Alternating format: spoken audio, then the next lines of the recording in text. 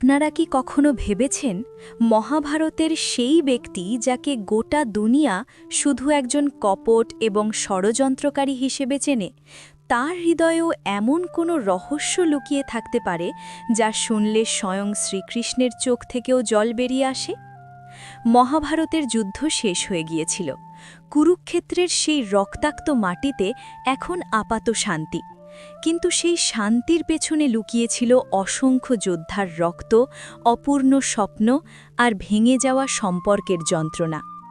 আর ঠিক সেই মুহূর্তে যুদ্ধভূমির এক কোণে মৃত্যুর দিকে ধীরে ধীরে এগিয়ে যেতে যেতে এক আহত যোদ্ধা তার প্রিয় বোনকে এমন একটি সত্য বললেন, যার শুনে সেখানে দাঁড়িয়ে থাকা প্রতিটি মানুষ স্তব্ধ হয়ে গেল।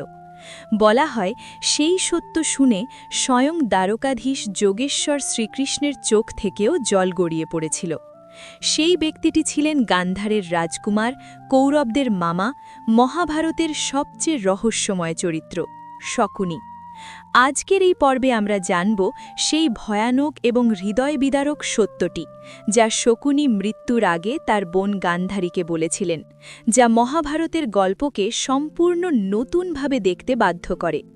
আপনি যদি শেষ পর্যন্ত না দেখেন, এই রহস্য অসম্পূর্ণ থেকে যাবে। তাই আসুন শ্রদ্ধা আর কৌতূহলের সাথে শুরু করি মহাভারতের এই গভীর, আবেগময় এবং রহস্যঘেরা যাত্রা। কিন্তু এই রহস্যময় যাত্রা শুরু করার আগে একটি অত্যন্ত জরুরি কথা বলে নেওয়া দরকার। আমাদের প্রাচীন শাস্ত্রগুলিতে বলা হয়েছে, মহাভারতের গল্প কেবল যুদ্ধের ইতিহাস নয়, এটি মানুষের স্বভাব, কর্ম এবং নিয়তির এক দিব্য আখ্যান। এই মহাকাব্যের প্রতিটি চরিত্রের মধ্যে লুকিয়ে আছে এমন গভীর সত্য, যা বাইরে থেকে দেখলে কখনো বোঝা যায় না। শকুনি, এই নামটি শুনলেই মানুষের মনে ভেসে ওঠে ছলনার ছবি, কপটতার ছবি। বলা হয়, এই মহাযুদ্ধের পেছনে যদি কারো সবচেয়ে বড় ভূমিকা থাকে, তা শকুনিরই। তার চালগুলোই দুর্যোধনের মনে পাণ্ডবদের প্রতি ঘৃণা আর অহংকারের আগুন জ্বালিয়ে রেখেছিল। কিন্তু আপনারা কি কখনো ভেবেছেন যে শকুনিকে দুনিয়া কেবল একজন কপট মানুষ হিসেবে জানে, তার হৃদয়েও এমন কোনো গভীর ক্ষত ছিল কি, এমন কোনো যন্ত্রণা যা তাকে এই পথে চলতে বাধ্য করেছিল? মহাভারতের শেষে যখন যুদ্ধ শেষ হয়ে গিয়েছিল এবং কৌরব বংশের বিনাশ ঘটেছিল, তখন শকুনিও নিজের জীবনের শেষ মুহূর্তগুলো গুনছিলেন। তার শরীর আহত, শ্বাস ভারী হয়ে আসছে, আর মৃত্যু ধীরে ধীরে অনিবার্যভাবে তার দিকে এগিয়ে আসছে। আর ঠিক সেই সময় তার সামনে এসে দাঁড়িয়েছিলেন তার প্রিয় বোন গান্ধারী, সেই গান্ধারী যিনি নিজের স্বামী ধৃতরাষ্ট্রের অন্ধত্বের সাথে একাত্ম হতে সারা জীবন নিজের চোখে পট্টি বেঁধে রেখেছিলেন, সেই গান্ধারী যিনি আজ নিজের ১০০ পুত্রের বিয়োগে ভেঙে পড়েছেন। আর সেই মুহূর্তে শকুনি তার বোনকে বললেন এমন কিছু শব্দ, এমন এক হৃদয় বিদারক সত্য, যা শুনে সেখানে উপস্থিত প্রত্যেক মানুষ স্তব্ধ হয়ে গেলেন। এমনকি স্বয়ং যোগেশ্বর শ্রীকৃষ্ণেরও চোখে জল চলে এসেছিল। কিন্তু সেই সত্যটি কি ছিল? আজ আমরা এই গভীর এবং রহস্যময় সত্যকে জানব। এই গল্পটি শেষ পর্যন্ত শুনুন, কারণ এটি কেবল একটি গল্প নয়, এটি মহাভারতের সেই দিকের দর্শন যা খুব কম মানুষই বুঝতে পারেন। আর যদি আপনি সনাতন ধর্ম এবং মহাভারতের দিব্য শিক্ষার সাথে নিজেকে যুক্ত মনে করেন, তবে এই জ্ঞানকে কেবল নিজের মধ্যে আটকে রাখবেন না। এই ভিডিওটি আপনার বন্ধু এবং পরিজনদের সাথে অবশ্যই শেয়ার করুন। আর আমাদের চ্যানেল প্রেমানন্দ মহারাজ কথা সাবস্ক্রাইব করতে ভুলবেন না, যাতে ধর্ম, ইতিহাস এবং সনাতন জ্ঞানের এমন রহস্যময় এবং অনুপ্রেরণাদায়ক গল্পগুলো আপনি প্রতিনিয়ত পেতে থাকেন। তাহলে আসুন শ্রদ্ধা, কৌতূহল এবং গভীর একাগ্রতার সাথে শুরু করি। মৃত্যুর আগে শকুনি গান্ধারীকে এমন কি বলেছিলেন, যা শুনে শ্রীকৃষ্ণও কেঁদে ফেলেছিলেন? কুরুক্ষেত্রের যুদ্ধ শেষ হয়ে গিয়েছিল, সেই যুদ্ধ যা গোটা আর্যাবর্তকে কাঁপিয়ে দিয়েছিল, যা ভাইয়ের বিরুদ্ধে ভাইকে দাঁড় করিয়ে দিয়েছিল, যা একের পর এক রাজবংশের অবসান ঘটিয়েছিল। এখন সেই যুদ্ধভূমিতে গভীর নিস্তব্ধতা। যেখানে কিছুদিন আগেও রথের গর্জন, শঙ্খের ধ্বনি আর যোদ্ধাদের হুঙ্কার প্রতিধ্বনিত হতো, সেখানে এখন কেবল ভাঙা পতাকা, ছড়িয়ে ছিটিয়ে থাকা অস্ত্রশস্ত্র আর বীরেদের প্রাণহীন দেহ। বাতাসে ধুলোর সাথে মিশে আছে এক অদ্ভুত বিষণ্ণতা, যেন স্বয়ং প্রকৃতি এই ধ্বংসের জন্য শোক পালন করছে। সূর্য ধীরে ধীরে অস্ত যাচ্ছিল, তার লাল আভা কুরুক্ষেত্রের মাটিকে যেন রক্তের রঙে রাঙিয়ে দিচ্ছিল। সেই যুদ্ধভূমিরই এক কোণে পড়েছিলেন এক আহত যোদ্ধা। তার শরীর গভীর ক্ষতে ভরা, শ্বাস ভারী হয়ে এসেছে, মুখে এক অদ্ভুত ক্লান্তি।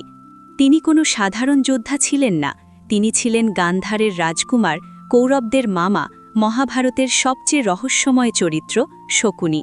সেই শকুনি যাকে মানুষ কপটতা এবং ষড়যন্ত্রের প্রতীক বলে জানত, সেই শকুনি যার চালগুলো দুর্যোধনের মনে পাণ্ডবদের প্রতি ঘৃণার আগুন জ্বালিয়ে রেখেছিল, সেই শকুনি যার পরিকল্পনাগুলো শেষমেশ এই মহাভয়ঙ্কর যুদ্ধের জন্ম দিয়েছিল। কিন্তু এই মুহূর্তে তার মুখে কোনো কপটতা ছিল না, কোনো চালাকি ছিল না, ছিল কেবল ক্লান্তি, অনুশোচনা আর এক গভীর যন্ত্রণা যা হয়তো খুব কম মানুষই বুঝতে পারত। মৃত্যু তাকে ধীরে ধীরে নিজের কাছে ডাকছিল। কিছুটা দূরে দাঁড়িয়েছিলেন শ্রীকৃষ্ণ, তার মুখে সেই চিরন্তন শান্ত হাসি, কিন্তু তার চোখে এক গভীর নীরবতা। তিনি জানতেন এই যুদ্ধ কেবল রাজসিংহাসনের জন্য ছিল না, এটি ধর্ম এবং অধর্মের মধ্যকার এক দীর্ঘ যাত্রার সমাপ্তি। কিন্তু এই যুদ্ধ যে মূল্য নিয়েছিল তা এতটাই বিশাল ছিল যা দেখে স্বয়ং শ্রীকৃষ্ণও ভেতরে ভেতরে বিচলিত ছিলেন। তখনই দূর থেকে শোনা গেল ধীর পায়ের আওয়াজ। ধীরে ধীরে একজন নারী সেই দিকে এগিয়ে আসছিলেন, পা ভারী, শরীর ক্লান্ত, মুখে এমন এক দুঃখ যা ভাষায় প্রকাশ করা কঠিন। তিনি ছিলেন হস্তিনাপুরের মহারানী, ধৃতরাষ্ট্রের পত্নী, ১০০ পুত্রের জননী, গান্ধারী। গান্ধারী নিজের জীবনে অনেক কিছু সহ্য করেছিলেন। নিজের স্বামীর অন্ধত্বের সাথে একাত্ম হতে স্বেচ্ছায় নিজের চোখে পট্টি বেঁধে নিয়েছিলেন। সেই অন্ধকারেই কাটিয়ে দিয়েছিলেন সমগ্র জীবন। কিন্তু আজ তার জীবনের সবচেয়ে বড় অন্ধকার এসে গেছে। তার ১০০ পুত্র আর এই সংসারে আর নেই। যুদ্ধ তার সব কিছু কেড়ে নিয়েছে। গান্ধারী যখন সেই আহত শকুনির কাছে পৌঁছলেন, তখন কিছুক্ষণের জন্য গভীর নীরবতা ছেয়ে রইল। তিনি দাঁড়িয়ে আছেন তার ভাইয়ের কাছে, সেই ভাই যে সব সময় তাকে আশ্বাস দিয়েছিল যে তার পুত্রদের হস্তিনাপুরের সিংহাসন পাড়িয়ে ছাড়বে, সেই ভাই যে সব সময় দুর্যোধনকে এই বিশ্বাস জুগিয়েছিল যে সে কখনো পরাজিত হবে না।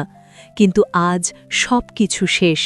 কৌরব বংশের অবসান হয়ে গেছে, আর শকুনিও নিজের জীবনের শেষ নিঃশ্বাস গুনছেন। গান্ধারী ধীর কণ্ঠে বললেন, ভাই, এটাই কি সেই পরিণতি যার কথা তুমি ভেবেছিলে? এই দিনের জন্যই কি তুমি এত বছর ধরে ষড়যন্ত্র রচেছিলে? শকুনি ধীরে ধীরে চোখ খুললেন, শ্বাস ভারী, কিন্তু চোখে এক অদ্ভুত শান্তি। তিনি তার বোনের দিকে তাকালেন, হালকা একটি হাসি ফুটে উঠল তার মুখে। গান্ধারী, সে ধীর কণ্ঠে বললেন, আজ তোমার সব কিছু জানার অধিকার আছে, কারণ এখন আমার কাছে লুকোনোর মতো আর কিছুই অবশিষ্ট নেই। গান্ধারী কিছুক্ষণ চুপ রইলেন। তার মনে বছরের পর বছর ধরে জমানো যন্ত্রণা, রাগ আর প্রশ্ন একসাথে উথলে উঠছিল। তিনি বললেন, তোমার চালগুলো আমার পুত্রদের ধ্বংসের পথে ঠেলে দিয়েছে। দুর্যোধন তোমার কথায় বিশ্বাস করত, তুমি তাকে পাণ্ডবদের বিরুদ্ধে দাঁড় করিয়েছিলে, আর আজ পরিণতি আমাদের সামনে। তোমার কি কখনো নিজের কর্মের জন্য অনুশোচনা হয়নি? শকুনি দীর্ঘ নিঃশ্বাস নিলেন। তার মুখে এক মুহূর্তের জন্য যন্ত্রণার রেখা ফুটে উঠল। তিনি আকাশের দিকে তাকালেন, যেন নিজের অতীতকে মনে করছেন।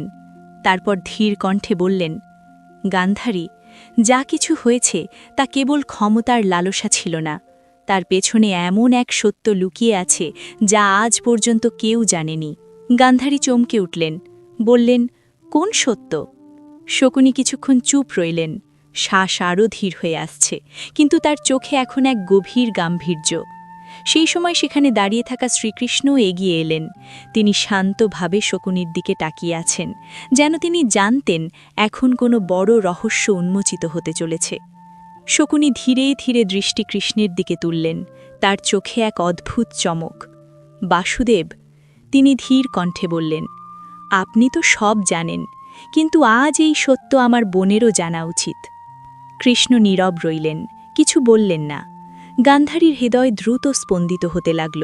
তিনি বুঝতে পারছিলেন তার ভাই এমন কিছু বলতে চলেছেন যা তার জীবনের সমস্ত ধারণা বদলে দিতে পারে। শকুনি নিজের অবশিষ্ট শক্তি একত্রিত করে বললেন, গান্ধারী, মানুষ আমাকে কপট বলে, ষড়যন্ত্রকারী বলে, কিন্তু তারা কখনো জানার চেষ্টা করেনি যে আমি এই পথ কেন বেছে নিলাম।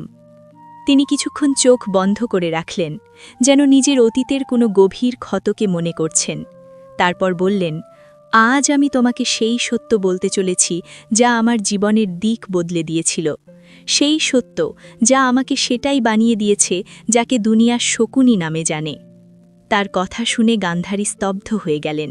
আর ঠিক সেই মুহূর্তে কুরুক্ষেত্রের সেই শান্ত হতে থাকা সন্ধ্যায় এমন এক রহস্য জন্ম নিতে চলেছিল যা মহাভারতের গল্পকে সম্পূর্ণ নতুন রূপে সামনে আনতে চলেছিল। কুরুক্ষেত্রের সেই শান্ত হতে থাকা সন্ধ্যায় এক অদ্ভুত পরিবেশ তৈরি হয়েছিল। বাতাস ধীর গতিতে বইছিল, কিন্তু তাতেও যেন যুদ্ধের ক্লান্তি মিশেছিল। শকুনির কথাগুলো গান্ধারীর মনে ঝড় তুলে দিয়েছিল। তিনি তার ভাইয়ের দিকে ঝুঁকে ধীরে বললেন, ভাই, এবার আর রহস্য লুকিও না। আমার কাছে এখন হারানোর মতো আর কিছুই নেই। আমার 100 পুত্র চলে গেছে, আমার বংশ শেষ হয়ে গেছে। যদি তোমার হৃদয়ে কোনো সত্য থাকে, আজ তা বলে দাও। তার গলায় যন্ত্রণা, কিন্তু সেই সাথে এক অস্থিরতাও, যা বহু বছর ধরে চেপে রাখা প্রশ্নগুলোর উত্তর চাইছিল। শকুনি ধীরে ধীরে ক্লান্ত চোখ খুললেন, মুখে যন্ত্রণা, কিন্তু ভেতরে যেন কোনো বোঝা হালকা হতে চলেছে। তিনি বললেন, গান্ধারী, আজ দুনিয়া আমাকে সেই মানুষ হিসেবে জানে যে কৌরবদের ধ্বংসের দিকে ঠেলে দিয়েছিল। মানুষ বলে আমি দুর্যোধনের মনে বিষ ভরেছিলাম, কিন্তু কেউ জানে না সেই বিষের জন্ম কোথায় হয়েছিল। তিনি থামলেন, তারপর আবার বললেন, সেই বিষ আমার হৃদয়ে জন্মেছিল তখন যখন আমাদের নিজেদের পরিবারের সাথে এমন অন্যায় হয়েছিল যা সহ্য করা যে কোনো মানুষের পক্ষে অসম্ভব ছিল। গান্ধারী কিছুক্ষণ চুপ রইলেন। তার মনে অগণিত স্মৃতি ঘুরপাক খেতে লাগল। তার মনে পড়ল ছোটবেলায় তার ভাই শকুনি কতটা হাসিখুশি, কতটা বুদ্ধিমান ছিলেন। সবসময় নিজের পরিবারকে ভালোবাসতেন, নিজের রাজ্য গান্ধারের মানুষদের জন্য নিবেদিত প্রাণ থাকতেন। তিনি কখনোই এমন মানুষ ছিলেন না যে ছলনা বা ষড়যন্ত্রের পথে চলবেন। গান্ধারী ধীর কণ্ঠে জিজ্ঞেস করলেন, ভাই, তুমি কোন অন্যায়ের কথা বলছ? আমাদের সাথে এমন কি হয়েছিল যা আমাকে আজ পর্যন্ত জানানো হয়নি? শকুনি দীর্ঘ নিঃশ্বাস নিলেন। গলা এখন ধীর, কিন্তু প্রতিটি শব্দে যন্ত্রণা। তিনি বললেন, যখন তোমার বিয়ে হস্তিনাপুরের অন্ধ রাজকুমার ধৃতরাষ্ট্রের সাথে স্থির হয়েছিল, তখন পুরো গান্ধারে শোকের ঢেউ খেলে গিয়েছিল। পিতা এই বিয়ে কখনোই মেনে নেওয়ার মতো ছিলেন না। তিনি জানতেন এই সম্পর্ক সামানে সামানে ছিল না, কিন্তু হস্তিনাপুরের শক্তি এত বড় ছিল যে কেউ তার বিরোধিতা করার সাহস করতে পারত না। শেষ পর্যন্ত পিতা তোমার সুখ এবং রাজ্যের সুরক্ষার কথা ভেবে এই সিদ্ধান্ত মেনে নিয়েছিলেন। গান্ধারীর মুখে যন্ত্রণার রেখা ফুটে উঠল। তার সেই দিনের কথা মনে পড়ে গেল, যেদিন তিনি স্বয়ং নিজের চোখে পট্টি বেঁধে নিয়েছিলেন তার স্বামীর অন্ধকার ভাগ করে নিতে। কিন্তু আজ তিনি প্রথমবার বুঝতে পারলেন সেই সিদ্ধান্তের পেছনে কত গভীর রাজনীতি আর অসহায়তা লুকিয়েছিল। তিনি ধীরে বললেন, কিন্তু ভাই, এটা তো কেবল একটা বিয়ে ছিল। এর জন্য তুমি এত বছর ধরে রাগে কেন জ্বলতে থাকলে? শকুনির চোখে হঠাৎ এক তীক্ষ্ণ চমক দেখা দিল। তিনি কাঁপতে থাকা গলায় বললেন, কারণ এটা কেবল বিয়ে ছিল না, গান্ধারী, এটা ছিল আমাদের পুরো পরিবারের অপমানের শুরু। তোমাকে হস্তিনাপুরে পাঠানোর পর ভীষ্ম পিতামহের আমাদের পরিবারের ওপর কোনো আস্থা ছিল না। তার মনে হতো গান্ধারের রাজপরিবার যে কোনো সময় হস্তিনাপুরের বিরুদ্ধে ষড়যন্ত্র করতে পারে। এই ভয়ের কারণেই তিনি এমন এক সিদ্ধান্ত নিয়েছিলেন যা আমাদের পুরো পরিবারের জীবন বদলে দিয়েছিল। গান্ধারীর হৃদয়ে দ্রুত স্পন্দিত হতে লাগল। তিনি বুঝতে পারলেন তার ভাইয়ের গলায় কেবল রাগ নয়, গভীর ক্ষতও লুকিয়ে আছে। তিনি জিজ্ঞেস করলেন, কি সিদ্ধান্ত? শকুনি আকাশের দিকে তাকালেন, যেন নিজের অতীতের কোনো ভয়াবহ স্মৃতিকে আবার দেখছেন। তারপর বললেন, ভীষ্ম আমাদের পিতা এবং পুরো পরিবারকে হস্তিনাপুরে ডেকে পাঠালেন। বাইরে থেকে এটা সম্মানের আমন্ত্রণ ছিল, কিন্তু ভেতর থেকে তা ছিল একটা ফাঁদ।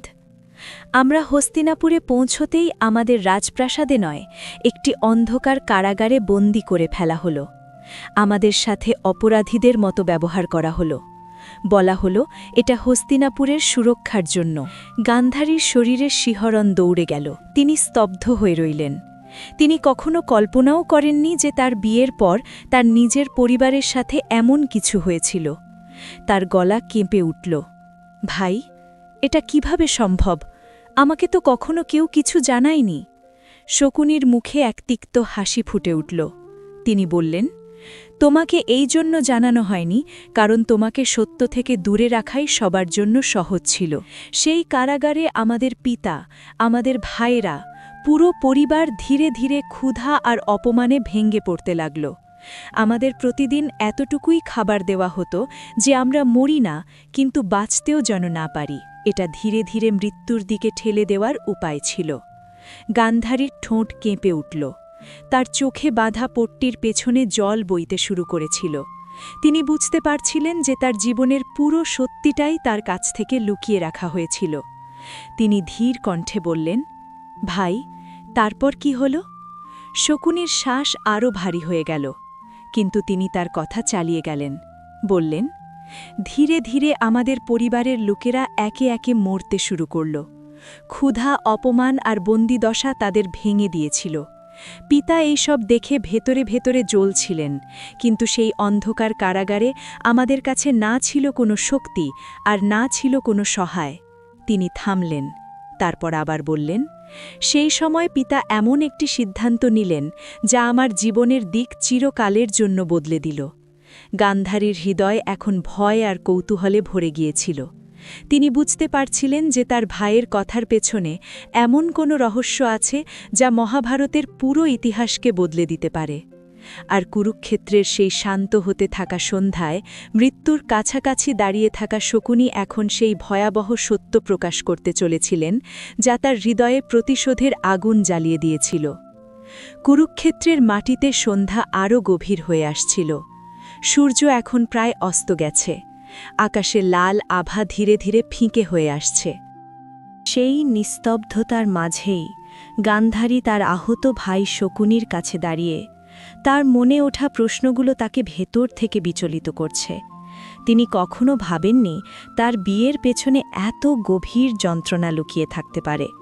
বছরের পর বছর ধরে তিনি এটাই মেনে এসেছিলেন যে তার পরিবার সুরক্ষিত, কিন্তু আজ তার সামনে যে সত্য উন্মোচিত হচ্ছে তা তার মনের পুরো দুনিয়া কাঁপিয়ে দিয়েছে। গান্ধারী কাঁপতে থাকা গলায় বললেন, ভাই, এসব কি সত্যি? সত্যিই কি আমাদের পুরো পরিবারকে কারাগারে বন্দি করে দেওয়া হয়েছিল আর আমাকে এর বিন্দুমাত্র খবরও দেওয়া হয়নি? শকুনি ধীরে ধীরে চোখ খুললেন, মুখে ক্লান্তি, কিন্তু গলায় এখনও সেই দৃঢ়তা যা সারা জীবন তার স্বভাবের অংশ ছিল। তিনি ধীর কণ্ঠে বললেন, হ্যাঁ গান্ধারী, এই সব সত্যি। সেই অন্ধকার কারাগারে আমাদের সাথে যা হয়েছিল তার যে কোনো মানুষের পক্ষেই অসহনীয় ছিল। শুরুতে আমাদের বিশ্বাস ছিল এটা কিছুদিনের ব্যাপার। আমাদের মনে হয়েছিল হস্তিনাপুরের লোকেরা আমাদের সম্মানের সাথে ফিরিয়ে দেবে, কিন্তু দিন কাটতে লাগল। অবস্থা আরও খারাপ হতে থাকল।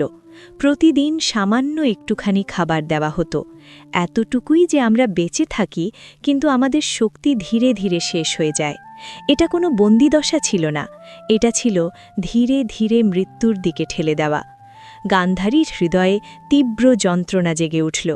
তিনি ভাবতেও পারছিলেন না যে তার পিতা এবং ভাইয়েরা এত বছর ধরে এই অত্যাচার সহ্য করছিলেন। তার গলা ধরে এলো, ভাই, তারপর পিতা কি করলেন? তুমি বলেছিলে তিনি কোনো সিদ্ধান্ত নিয়েছিলেন। শকুনির চোখে সেই মুহূর্তে অতীতের এক গভীর ছায়া ভেসে উঠল। তিনি কিছুক্ষণ দৃষ্টি আকাশের দিকে তুললেন, যেন সেই সময়টাকে আবার দেখছেন।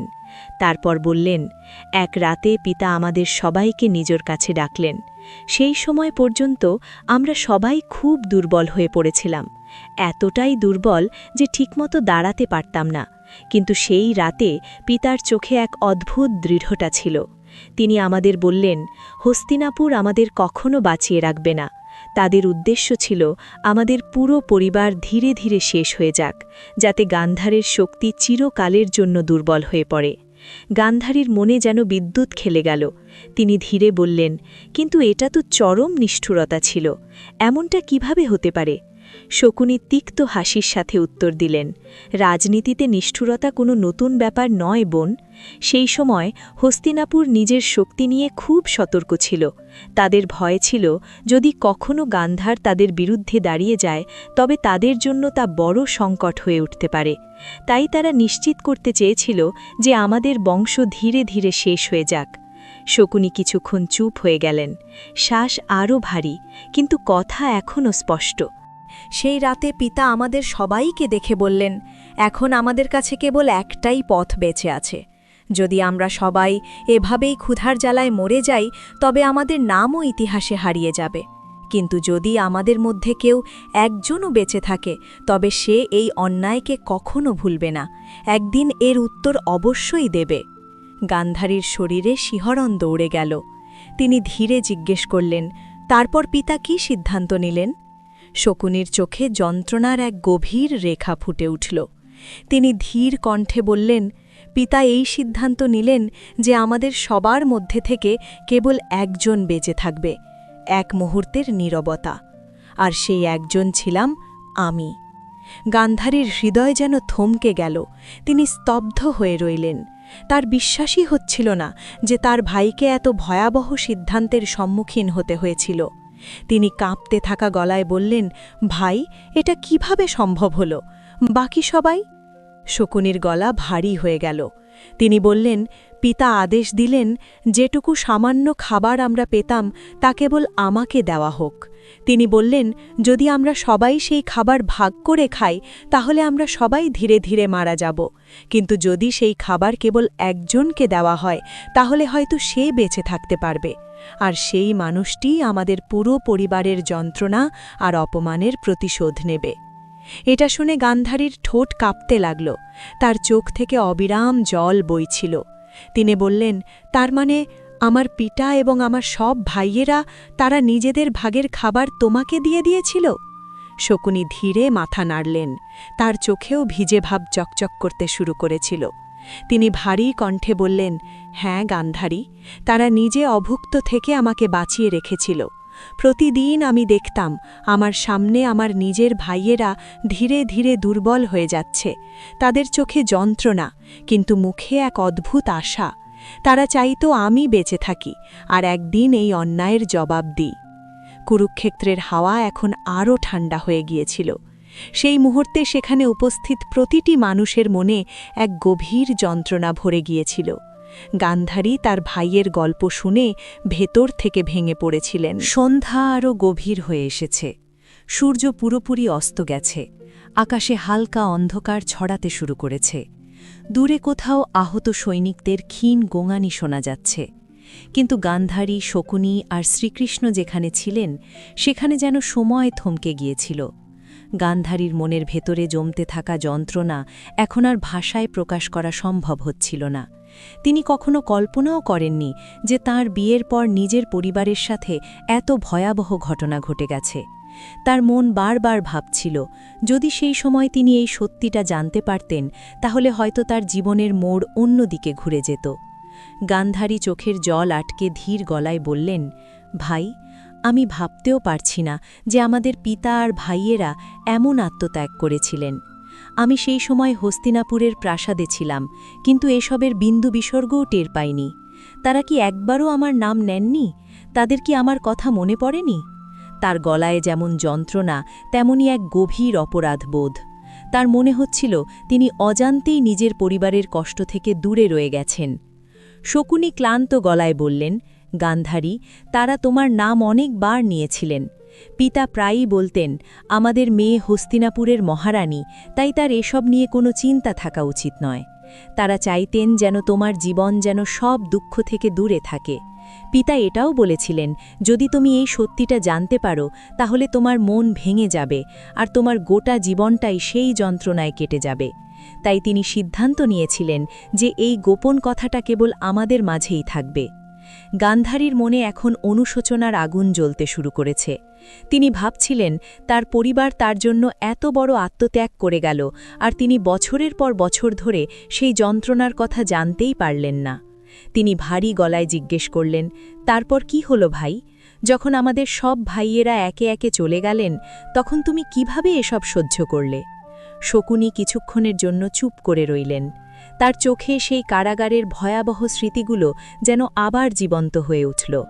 তিনি ধীরে ধীরে বলতে শুরু করলেন, গান্ধারী, ওই সময়টা আমার জীবনের সবচেয়ে কঠিন সময় ছিল। প্রতিদিন আমি চোখের সামনে নিজের ভাইদের একটু একটু করে দুর্বল হতে দেখতাম। তারা খিদের জ্বালায় ছটফট করত, কিন্তু তা সত্ত্বেও নিজেদের ভাগের খাবার আমাকে দিয়ে দিত। অনেকবার আমি তাদের বলতাম, আমরা সবাই মিলে ভাগ করে খেয়ে নিই, কিন্তু তারা আমাকে বকা দিত, বলতো যদি আমিও দুর্বল হয়ে পড়ি তাহলে আমাদের পরিবারের গল্প এখানেই শেষ হয়ে যাবে। তাই তারা একরকম জোর করেই আমাকে বাঁচিয়ে রেখেছিল। শকুনির গলা এখন কাঁপতে শুরু করেছিল। তিনি আরও বললেন, ধীরে ধীরে আমার সব ভাইয়েরা এই পৃথিবী থেকে বিদায় নিলেন। শেষে কেবল আমি আর পিতা বেঁচেছিলাম। পিতাও খুব দুর্বল হয়ে পড়েছিলেন, কিন্তু তার চোখে তখনও এক অদ্ভুত আগুন জ্বলছিল। এক রাতে তিনি আমাকে নিজের কাছে ডাকলেন। সেই সময় তার শ্বাসও খুব ক্ষীণ হয়ে এসেছিল। তিনি আমার হাত ধরলেন, বললেন, এখন তার সময়ও শেষ হয়ে এসেছে। শকুনি আরও বললেন, সেই রাতে পিতা আমার কাছ থেকে এমন এক প্রতিজ্ঞা করিয়ে নিলেন যা আমি কখনো ভুলতে পারিনি। তিনি বললেন, আমি যেন বেঁচে থাকি এবং আমাদের পরিবারের সাথে হওয়া সেই অন্যায়ের বদলা নিই। তিনি বললেন, হস্তিনাপুরের শক্তি আর অহংকারকে একদিন অবশ্যই ভাঙতে হবে।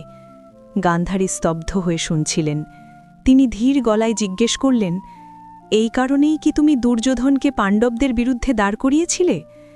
শকুনি দীর্ঘশ্বাস ফেলে বললেন, না গান্ধারী, সেই গল্পটা এত সোজা নয়। পিতা কেবল প্রতিশোধের কথা বলেননি, তিনি আমাকে এমন একটা রহস্যও দিয়েছিলেন যা আমার জীবনের সবচেয়ে বড় হাতিয়ার হয়ে উঠেছিল। গান্ধারী চমকে উঠে জিজ্ঞেস করলেন, কী রহস্য? শকুনির চোখে সেই মুহূর্তে এক অদ্ভুত চমক দেখা দিল। তিনি ধীর গলায় বললেন, পিতা বলেছিলেন, আমার বেঁচে থাকার উদ্দেশ্য কেবল প্রতিশোধ নেওয়া নয়, বরং সেই অন্যায়কে দুনিয়ার সামনে তুলে ধরাও। তিনি আমার কাছ থেকে কথা আদায় করে নিলেন যে আমি হস্তিনাপুরের অহংকারকে ভেতর থেকেই ভেঙে দেব। গান্ধারী এখন পুরোপুরি অস্থির হয়ে উঠেছিলেন। তিনি বললেন, কিন্তু ভাই, তুমি এসব কিভাবে করলে? তুমি একা ছিলে, দুর্বল ছিলে, তারপর তুমি একা এত শক্তিশালী সাম্রাজ্যের বিরুদ্ধে এত বড় পরিকল্পনা কিভাবে সাজালে?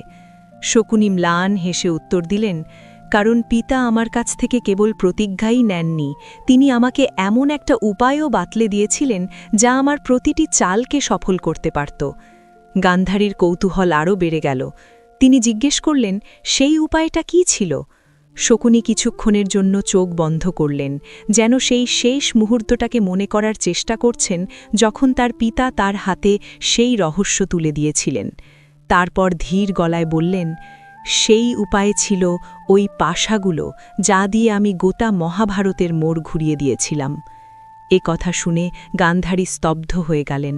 এতক্ষণ পর্যন্ত তিনি কেবল এটুকুই জানতেন যে শকুনির পাশা কখনো হারে না, কিন্তু আজ তিনি জানতে পারলেন সেই পাশাগুলোর পেছনেও এক ভয়ঙ্কর গল্প লুকিয়ে আছে। গান্ধারী নিজের ভাইয়ের কথা শুনে ভেতর থেকে কেঁপে উঠেছিলেন। এতক্ষণ পর্যন্ত শকুনির যে ছবিটা তার মনে ছিল তা ধীরে ধীরে বদলাতে শুরু করল। তিনি বুঝতে পারলেন তার ভাইয়ের ভেতরে কেবল ছলনা নয়, লুকিয়েছিল এমন এক গভীর যন্ত্রণা যা তাকে বছরের পর বছর ধরে তুষের আগুনের মতো জ্বালিয়ে পুড়িয়েছে। কিন্তু তার মনে তখনও একটা প্রশ্ন যা তাকে ভেতরে ভেতরে অস্থির করে তুলছিল। গান্ধারী ধীর কণ্ঠে বললেন, ভাই, তুমি বললে যে পিতা তোমাকে একটা উপায় বাতলে দিয়েছিলেন, ওই পাশা যা দিয়ে তুমি দুর্যোধনকে প্রতিবার জিতিয়েছিলে। কিন্তু সেই পাশা এতটা শক্তিশালী কিভাবে হলো যে কখনো হার মানত না? শকুনি তার ক্ষীণ হয়ে আসা শ্বাসের মাঝেই ম্লান হাসলেন। তার মুখে এমন এক অভিব্যক্তি যাতে যন্ত্রণার পাশাপাশি এক অদ্ভুত গর্বেও মিশেছিল। তিনি ধীর গলায় বললেন, গান্ধারী, ওই পাশাগুলোর পেছনে শুধুই কোনো জাদু ছিল না, তার পেছনে ছিল আমাদের গোটা পরিবারের যন্ত্রণা আর আত্মত্যাগ। যখন পিতা বুঝতে পারলেন যে তার সময় শেষ হয়ে এসেছে, তখন তিনি আমাকে নিজের কাছে ডাকলেন। সেই সময় তার চোখে এক অদ্ভুত দীপ্তি ছিল, যেন তিনি তার জীবনের শেষ সিদ্ধান্ত নিতে চলেছেন। গান্ধারী এক মনে তার ভাইয়ের কথা শুনছিলেন। শকুনি আরও বললেন, পিতা বলেছিলেন তার মৃত্যুর পর তার অস্থি দিয়ে যেন পাশা তৈরি করা হয়। তিনি বলেছিলেন সেই পাশাগুলোতে তার আত্মার শক্তি আর আমাদের ওপর হওয়া অন্যায়ের যন্ত্রণা মিশে থাকবে। তিনি আমাকে কথা দিয়েছিলেন যখনই আমি ওই পাশার দান ফেলব তা আমার পক্ষেই পড়বে, কারণ তাতে আমাদের পরিবারের প্রতিশোধ লুকিয়ে থাকবে। গান্ধারী শিউরে উঠলেন। তিনি কখনো কল্পনাও করতে পারেননি যে সেই বিখ্যাত পাশাগুলোর পেছনে এত ভয়ঙ্কর এক গল্প লুকিয়ে থাকতে পারে। তার গলা বুঝে এলো, তাহলে কি সত্যিই ওই পাশাগুলো আমাদের পিতার অস্থি দিয়ে তৈরি হয়েছিল? শকুনি ধীরে ধীরে মাথা নাড়লেন। তার চোখে এখন এক গভীর বিষণ্ণতা। তিনি বললেন, হ্যাঁ গান্ধারী, পিতা যখন শেষ নিঃশ্বাস ত্যাগ করলেন তখন আমি একদম একা। সেই অন্ধকার কারাগারে কেবল আমিই বেঁচেছিলাম। আমি কাঁপা কাঁপা হাতে তার শেষ কৃত্য সম্পন্ন করেছিলাম। সেই সময় আমার মনে একটাই ভাবনা ছিল যে তার এই আত্মত্যাগ যেন ব্যর্থ না হয়। তাই আমি তার অস্থি দিয়েই ওই পাশাগুলো বানিয়েছিলাম। সেই পাশাগুলোই পরে আমার জীবনের সবচেয়ে বড় হাতিয়ার হয়ে উঠেছিল। এবার এক মুহূর্তের জন্য থামুন। একবার ভাবুন, যে পাশা দিয়ে শকুনি মহাভারতের ইতিহাস বদলে দিয়েছিলেন, সেই পাশা তৈরি হয়েছিল তার নিজের পিতার অস্থি দিয়ে। তার পিতা, যিনি নিজের ছেলেদের বাঁচাতে নিজে না খেয়ে তিলে তিলে শেষ হয়ে গিয়েছিলেন। এটা কি কেবলই এক প্রতিশোধের গল্প, নাকি এটা এমন এক পিতার গল্প যিনি মৃত্যুর পরেও নিজের সন্তানের হাত শক্ত করে ধরে রেখেছিলেন? ভগবদ্গীতায় শ্রীকৃষ্ণ বলেছেন, নায়ং হন্তি না হন্যতে। আত্মা কখনো নিহত হয় না, কখনো মরে না। সেই পাশাগুলোতে কি সত্যি পিতার আত্মার শক্তি মিশেছিল? সেই প্রশ্নের উত্তর হয়তো কেউ জানে না, কিন্তু শকুনি বিশ্বাস করতেন প্রতিটি দানে পিতার আশীর্বাদ তার সাথেই ছিল। গান্ধারীর মনের ভেতর এখন আবেগের ঝড় বইছিল। তিনি ধীর গলায় বললেন, কিন্তু ভাই, তোমার কি কখনো মনে হয়নি যে এই প্রতিশোধের আগুনে অনেক নির্দোষ মানুষও পুড়ে ছাই হয়ে যাবে? শকুনি কিছুক্ষণ চুপ করে রইলেন। তার চোখে মুখে এক অদ্ভুত অন্তর্দ্বন্দ্ব। তারপর ধীর কণ্ঠে বললেন, হ্যাঁ গান্ধারী, আমি সেটা জানতাম। অনেক রাতে চোখের সামনে আমার ভাইদের মুখ ভেসে উঠত। তারা আমাকে জিজ্ঞেস করত, এই পথটা কি ঠিক? কিন্তু প্রতিবার আমার পিতার সেই শেষ প্রতিজ্ঞার কথা মনে পড়ে যেত। আমি জানতাম যদি আমি পিছু হটি তাহলে তানের আত্মত্যাগ ব্যর্থ হয়ে যাবে। শকুনির শ্বাস এখন আরও ক্ষীণ, কিন্তু গলায় এখনও সেই একই গাম্ভীর্য। তিনি বললেন, এই জন্যই আমি হস্তিনাপুরের অন্দরে থেকে তাদের দুর্বলতা বুঝতে শুরু করেছিলাম। আমি দেখেছিলাম দুর্যোধনের মনে আগে থেকেই পাণ্ডবদের প্রতি প্রচণ্ড ঈর্ষা ছিল। আমাকে কেবল সেই ঈর্ষার আগুনে একটু ইন্ধন যোগাতে হয়েছিল। আর দুর্যোধন যখন আমার কাছে এলো তখন আমি বুঝতে পারলাম এটাই সেই পথ, যে পথে আমি হস্তিনাপুরের অহংকারকে ভেতর থেকে গুড়িয়ে দিতে পারব। গান্ধারী এখন একেবারে নিশ্চুপ। তার সামনে দাঁড়িয়ে থাকা তার ভাইকে এখন আর আগের মতো ষড়যন্ত্রকারী মনে হচ্ছিল না। মনে হচ্ছিল এক ক্ষতবিক্ষত মানুষ যে নিজের পরিবারের যন্ত্রণাকে বুকে চেপে বছরের পর বছর ধরে বেঁচেছিল। কুরুক্ষেত্রের রাত এখন আরও গভীর। দূর আকাশে তারাগুলো জ্বলজ্বল করছে, যা যুদ্ধভূমির নিস্তব্ধতাকে আরও রহস্যময় করে তুলছে। গান্ধারী ধীর গলায় বললেন, ভাই, তুমি বললে যে পিতা তোমাকে একটা উপায় বাতলে দিয়েছিলেন, ওই পাশা, যা দিয়ে তুমি দুর্যোধনকে প্রতিবার জিতিয়েছিলে। কিন্তু ভাই, তুমি কি একবারও ভাবনি যে এই প্রতিশোধের আগুনে আমার ছেলেরাও পুড়ে মরবে? দুর্যোধন তোমায় খুব বিশ্বাস করত। সে তোমায় নিজের পথ প্রদর্শক মনে করত। তুমি চাইলে হয়তো তাকে এই সর্বনাশের হাত থেকে বাঁচাতে পারতে। শকুনি কিছুক্ষণ কোনো কথা বললেন না। তার চোখে এক গভীর দ্বন্দ্ব। তিনি বললেন, গান্ধারী, এই প্রশ্ন আমি নিজেকেও অনেকবার করেছি। যখনই আমি দুর্যোধনকে দেখতাম আমার নিজের ভাইদের কথা মনে পড়ে যেত। আমার মনে হতো যদি পৃথিবীতে ন্যায় বিচার থাকত তাহলে হয়তো আমার পরিবারও আজ বেঁচে থাকত।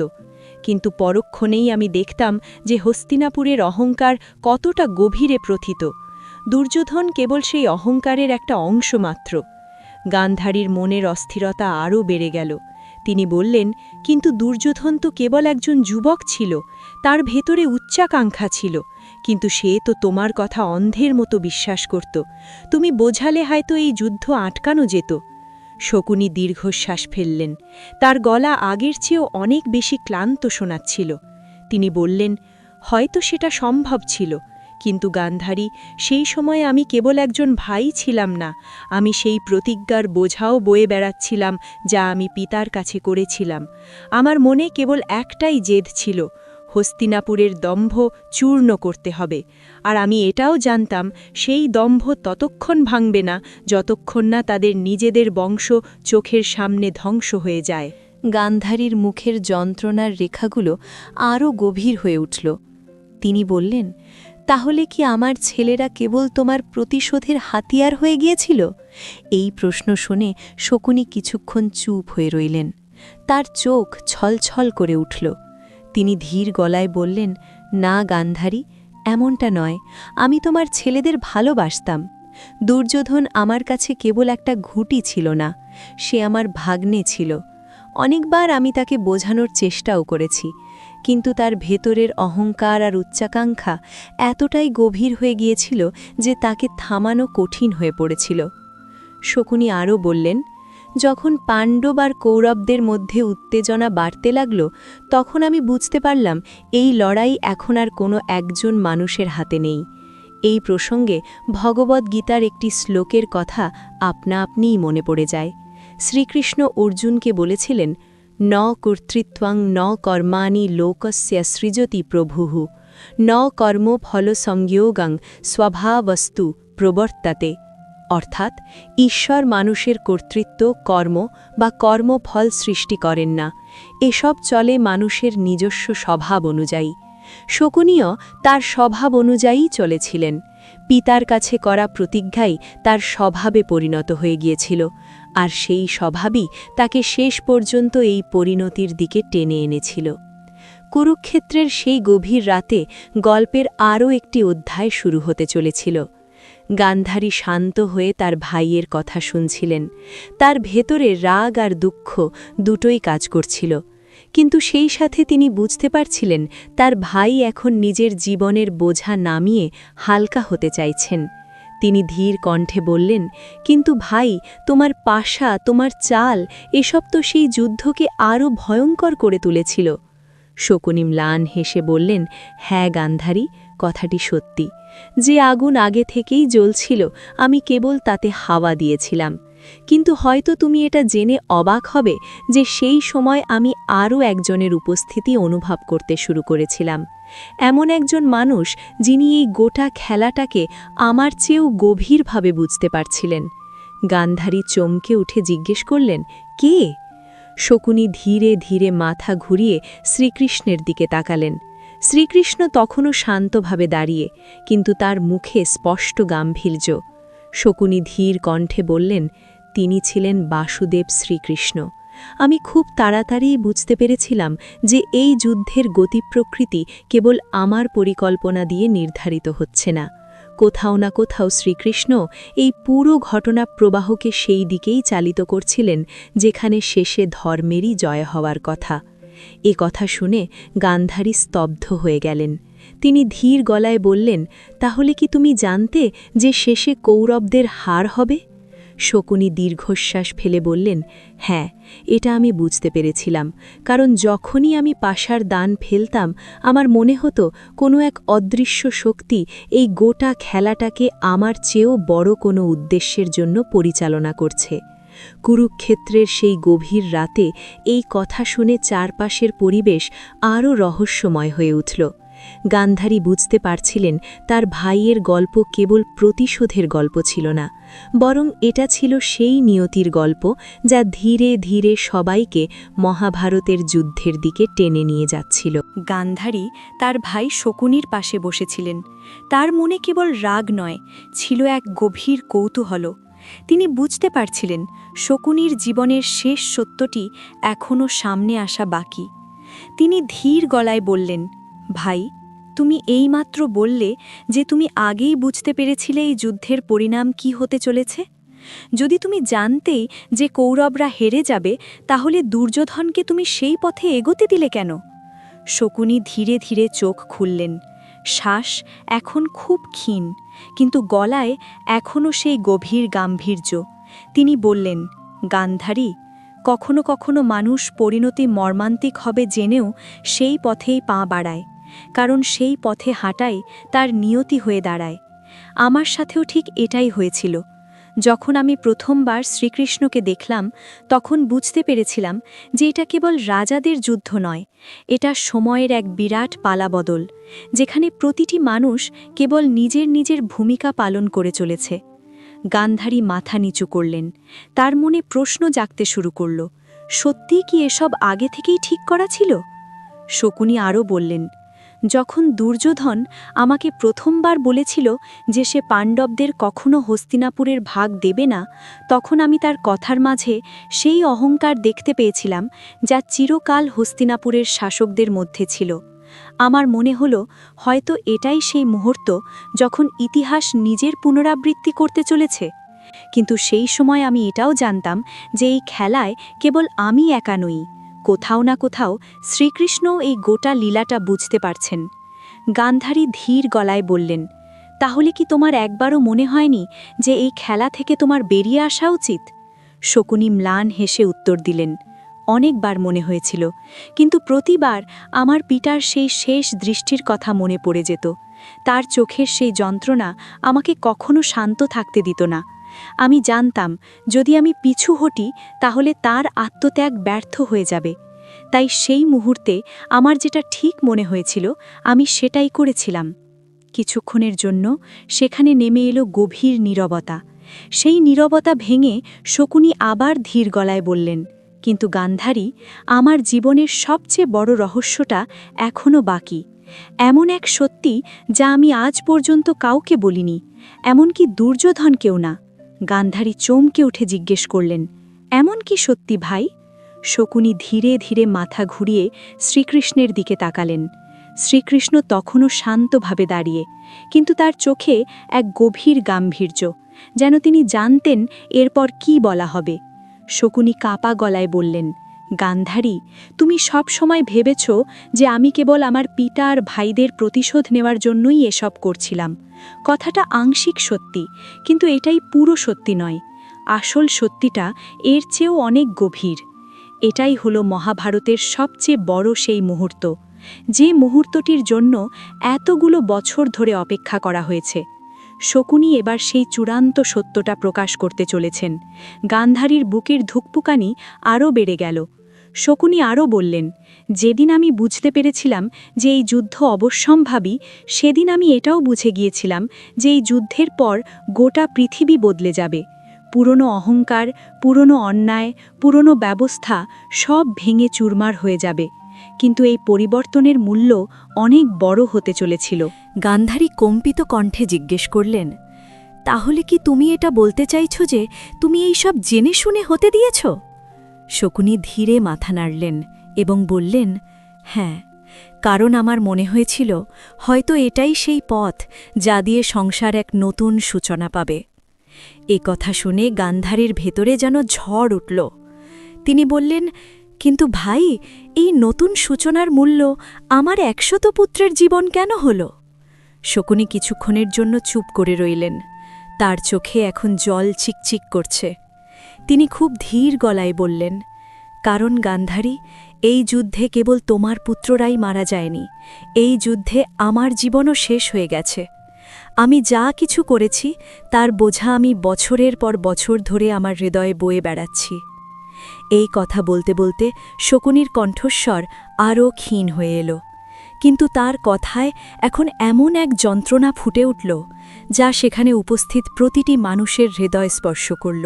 গান্ধারী সারা জীবন শকুনিকে একজন চতুর এবং ষড়যন্ত্রকারী মানুষ হিসেবেই দেখেছিলেন, কিন্তু আজ তার চোখের সামনে একেবারে অন্য একজন মানুষ দাঁড়িয়ে।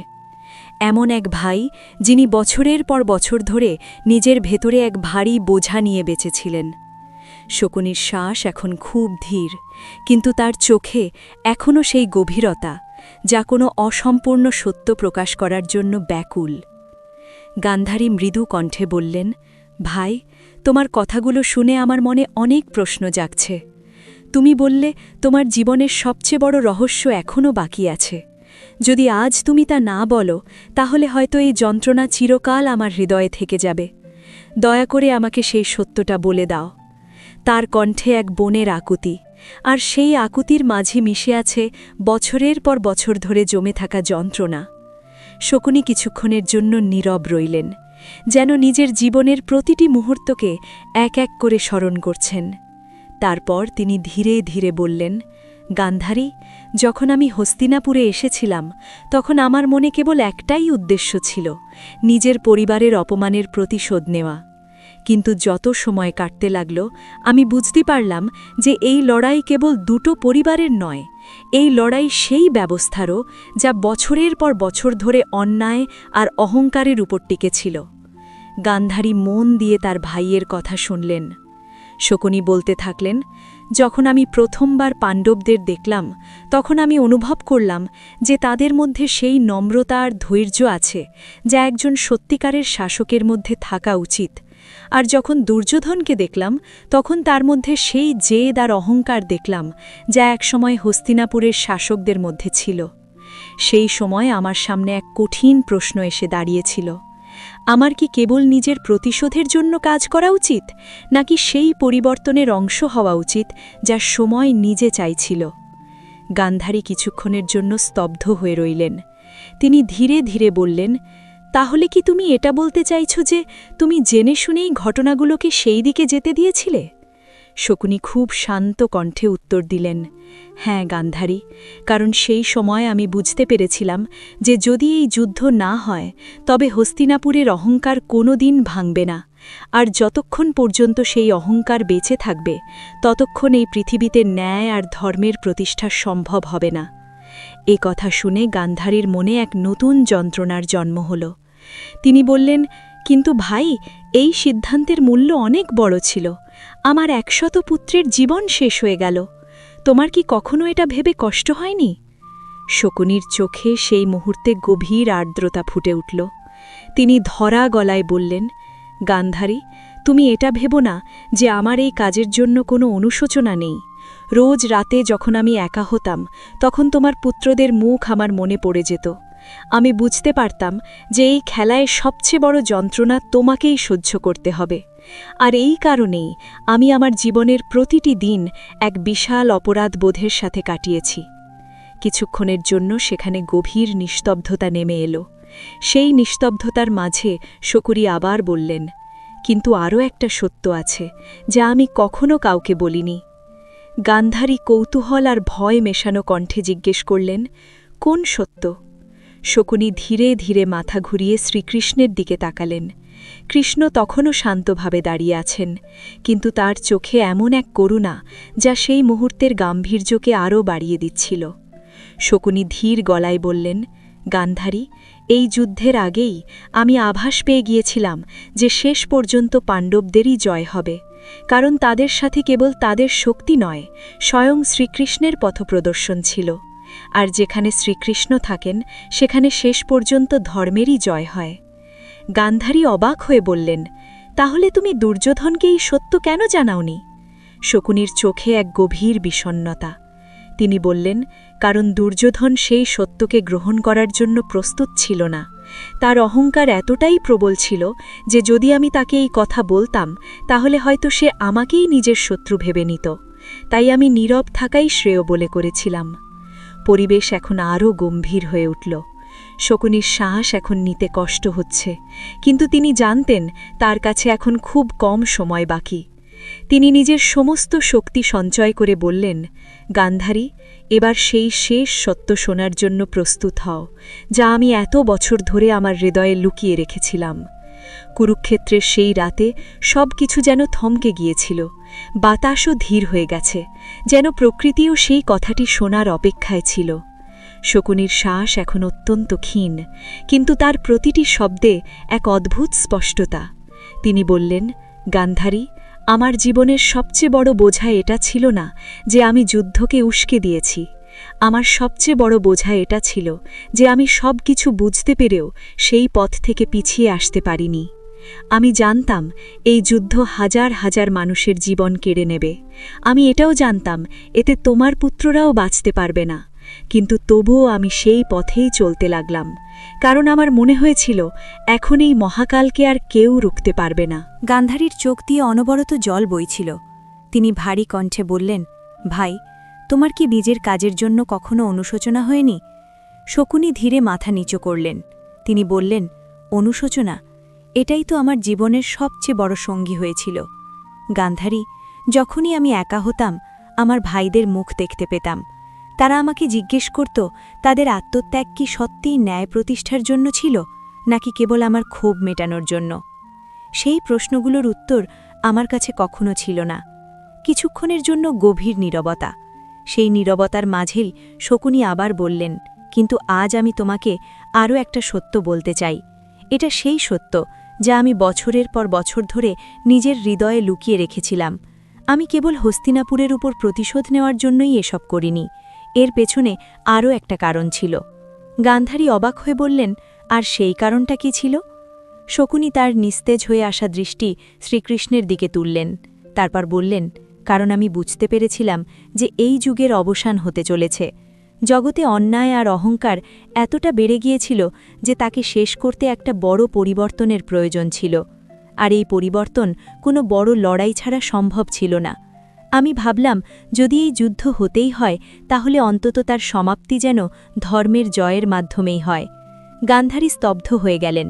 তিনি বললেন, তাহলে কি তুমি এটা বলতে চাইছ যে তুমি এইসব কেবল এই জন্যই করেছ যাতে শেষে ধর্মের জয় হয়?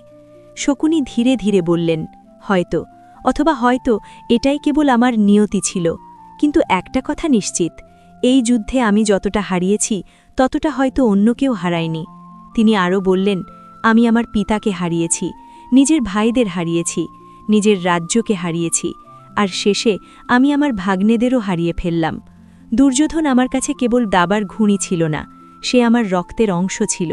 যখন আমি তাকে যুদ্ধভূমিতে পড়ে থাকতে দেখলাম তখন আমি প্রথমবার বুঝতে পারলাম যে আমার প্রতিশোধের আগুন আমাকেই সবচেয়ে বেশি পুড়িয়ে ছাই করেছে।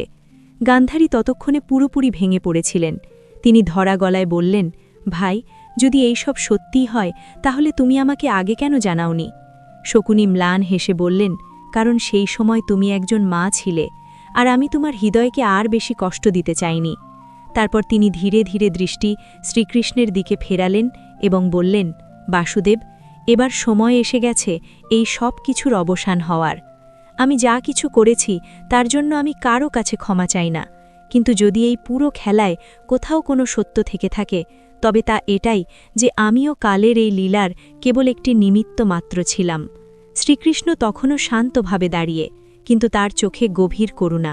তিনি ধীর কণ্ঠে বললেন, শকুনি, কালের লীলাকে কেউ পুরোপুরি বুঝতে পারে না। প্রতিটি মানুষ কেবল সেটাই করে যা তার সেই মুহূর্তে সঠিক মনে হয়। সময় তোমাকে সেই ভূমিকাই দিয়েছিল। একথা শুনে শকুনি মৃদু হাসলেন। তার মুখে এখন কোনো ক্ষোভ বা যন্ত্রণা নেই। তিনি শান্ত কণ্ঠে বললেন, যদি এই সবই সময়ের লীলা হয়ে থাকে তাহলে আমি কেবল এতটুকুই চাই যে আমার বোনের মনে আমার প্রতি যে যতটুকু তিক্ততা আছে তা যেন দূর হয়ে যায়। গান্ধারী এখন আর নিজের চোখের জল আটকাতে পারছিলেন না। তিনি কম্পিত কণ্ঠে বললেন, ভাই, আজ আমি বুঝতে পেরেছি যে তোমার বুকে কতটা আগুন আর কতটা যন্ত্রণা লুকিয়েছিল। আমি তোমাকে দোষ দিতে পারি না, হয়তো আমরা সবাই এই কালের লীলায় বাঁধা ছিলাম। একথা শুনে শকুনির মুখে তৃপ্তির এক ক্ষীণ আভা ফুটে উঠল। তার শ্বাস এখন খুব দুর্বল হয়ে এসেছে। তিনি ধীরে ধীরে বললেন, গান্ধারী, আমার সময় এবার ফুরিয়ে আসছে, কিন্তু যাওয়ার আগে আমি তোমাকে একটা কথা বলতে চাই। জীবনের সবচেয়ে বড় বোঝা হল প্রতিশোধের বোঝা। এই বোঝা ধীরে ধীরে মানুষকে ভেতর থেকে জ্বালিয়ে দেয়। আমি আমার জীবনে এটাই অনুভব করেছি। তাই তুমি নিজের মনে কখনো প্রতিশোধের আগুন পুষে রেখো না। তার কথাগুলো শুনে গান্ধারীর হৃদয় আরও ভারী হয়ে গেল। তিনি নিজের ভাইয়ের হাত শক্ত করে ধরে ফেললেন, যেন তাকে যেতে বাধা দিচ্ছেন। কিন্তু সময়ের স্রোত তো আর থামার নয়। শকুনি শেষবারের মতো দৃষ্টি আকাশের দিকে তুললেন, তারপর শ্রীকৃষ্ণের দিকে তাকালেন। কণ্ঠস্বর এখন অত্যন্ত ক্ষীণ, কিন্তু শব্দগুলো স্পষ্ট। তিনি বললেন, বাসুদেব, এবার আমি বুঝতে পেরেছি যে এই জগতে সবচেয়ে বড় শক্তি ছলনাও নয়, আবার গায়ের জোরও নয়। সবচেয়ে বড় শক্তি হল ধর্ম।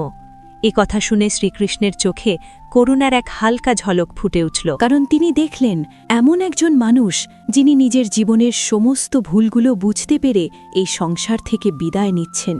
পরের মুহূর্তেই শকুনির শ্বাস ধীরে ধীরে শান্ত হয়ে গেল। তার মুখ এখন পুরোপুরি প্রশান্ত, যেন বছরের পর বছর ধরে লড়াইয়ের পর তিনি শেষমেশ বিশ্রাম পেলেন। কুরুক্ষেত্রের সেই রাতে আরও একটি গল্পের অবসান ঘটল। কিন্তু শকুনির জীবনের এই গল্প আমাদের শিখিয়ে গেল যে প্রতিটি মানুষের গল্প ততটাও সহজ নয় যতটা বাইরে থেকে দেখা যায়। অনেক সময় কারো কর্মের পেছনে এমন যন্ত্রণা লুকিয়ে থাকে যা দুনিয়া কখনো বুঝতে পারে না। আর এটাই এই গল্পের সবচেয়ে বড় শিক্ষা। জীবনে প্রতিশোধ আর অহংকারের আগুন শেষমেশ সব কিছু জ্বালিয়ে ছাই করে দেয়, কিন্তু শেষে ধর্ম আর সত্যই শান্তির পথ দেখায়। এই প্রসঙ্গে ভগবদ্গীতায় শ্রীকৃষ্ণের সেই অমর বাণীটি মনে পড়ে যায়, यदा यदा हि धर्मस्य ग्लानिर्भवति भारत अभ्युत्थानमधर्मस्य तदात्मानं सृजाम्यहम्। ভগবদ্গীতা অধ্যায় 4 শ্লোক 7। অর্থাৎ যখনই ধর্মের অবক্ষয় হয় এবং অধর্মের উত্থান ঘটে, তখনই আমি নিজেকে প্রকাশ করি। শকুনির গল্প এই সত্যেরই এক প্রতিফলন। তার ভেতরে যত অন্যায় আর যন্ত্রণা ছিল, শেষমেশ তার পরিণতি হয়েছিল ধর্মের প্রতিষ্ঠার মাধ্যমেই। তাহলে দর্শক বন্ধুরা, আজ আমরা জানলাম মহাভারতের সেই রহস্যময় সত্য, যা শকুনি মৃত্যুর আগে তার বোন গান্ধারীকে বলেছিলেন। যে পাশা দিয়ে শকুনি ইতিহাস বদলেছিলেন, সেই পাশা তৈরি হয়েছিল তার পিতার অস্থি দিয়ে। যে প্রতিশোধের আগুনে তিনি বছরের পর বছর জ্বলেছিলেন, সেই আগুনের জন্মই হয়েছিল তার পরিবারের প্রতি হওয়া চরম অন্যায়ের গর্ভ থেকে। শকুনি হয়তো ভুল পথে ছিলেন, কিন্তু তার যন্ত্রণা ছিল একেবারে খাঁটি। মহাভারত কেবল যুদ্ধের গল্প নয়, এটি মানব স্বভাব, অহংকার, প্রতিশোধ আর ধর্মের গভীর সত্যকে বোঝানোর এক দিব্য ইতিহাস। শকুনির জীবন আমাদের এটাই শেখায়, প্রতিশোধের আগুন যতই ন্যায়পূর্ণ মনে হোক না কেন, শেষে তা সবার আগে সেই মানুষটিকেই পোড়ায় যে তাকে নিজের হৃদয়ে স্থান দেয়। তাই জীবনে সবসময় ধর্ম, ধৈর্য আর সত্যের পথ বেছে নেওয়াই সবচেয়ে বড় সিদ্ধান্ত। আর এখন আমি আপনাদের কাছে একটা প্রশ্ন রেখে যেতে চাই, শকুনি কি সত্যিই কেবল একজন ষড়যন্ত্রকারী ছিলেন, নাকি তিনি ছিলেন এমন এক মানুষ যিনি নিজের পরিবারের অপমানের বোঝা বুকে নিয়ে সারা জীবন কাটিয়েছিলেন এবং শেষে নিজেই সেই আগুনে পুড়ে ছাই হয়ে গেছেন? এই প্রশ্নটা নিয়ে ভাবুন আর আপনার উত্তরটা নিচে কমেন্ট করে জানান। যদি এই গল্পটি আপনার হৃদয় ছুঁয়ে গিয়ে থাকে, তাহলে এই ভিডিওটি লাইক করুন। আপনার বন্ধু আর পরিজনদের সাথে অবশ্যই শেয়ার করুন, যাতে আরও বেশি মানুষ মহাভারতের এই গভীর রহস্যকে জানতে পারে। আর যদি আপনি সনাতন ধর্ম, পুরাণ আর মহাভারতের সাথে জড়িত এমন অদ্ভুত, রহস্যময় আর অনুপ্রেরণাদায়ক গল্পগুলো ভবিষ্যতেও পেতে চান, তাহলে আমাদের চ্যানেল এখনই সাবস্ক্রাইব করুন আর পাশের বেল আইকনটিতে চাপ দিন, যাতে প্রতিটি নতুন গল্পের নোটিফিকেশন আপনি সবার আগে পান। তাহলে এই বার্তার সাথেই আজকের এই গল্প এখানেই সমাপ্ত করছি। ধর্মের জয় হোক, সত্যের পথ উজ্জ্বল থাকুক, আর আপনার জীবনে সর্বদা সুখ, শান্তি আর সমৃদ্ধি বজায় থাকুক। জয় শ্রীকৃষ্ণ।